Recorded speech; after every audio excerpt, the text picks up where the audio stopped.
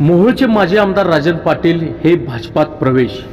आजपर्यंत मोहोळ विधानसभा मतदारसंघात केवळ राजन पाटील यांना विरोध करण्यासाठी त्यांचे विरोधक शिवसेना आणि भाजपासारख्या पक्षामध्ये काम करत आहेत, हे नाकारून चालणार नाही।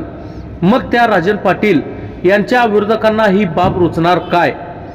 मग ते त्या पक्षात थांबणार काय, असे प्रश्नचिन्ह निर्माण होतात। जे विरोधकांना राजन पाटील नको म्हणून भाजपामध्ये काम करणारे भाजपामध्ये थांबणार का?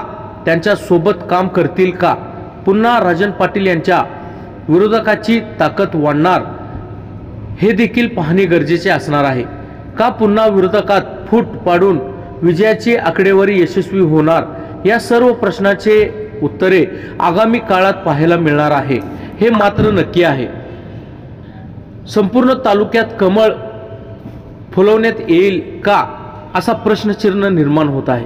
राजन पाटील हे भाजपामध्ये जाणार असल्याची चर्चा मागील वर्षभरात सातत्याने होत होती, फक्त मुहूर्त मिळत नव्हता। आता मुहूर्त मिळाला असून बुधवारी माजी आमदार राजन पाटील व यशवंत माने हे दोन्ही मोहोळ मतदारसंघातील नेते भारतीय जनता पार्टीमध्ये प्रवेश करणार आहेत। यामुळे मोहोळ मतदारसंघात भाजपीय होईल का?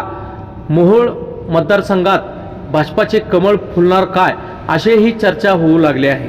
पाहूया येणाऱ्या काळात मोहोळ विधानसभेची नेमकं तयारी कशी असेल।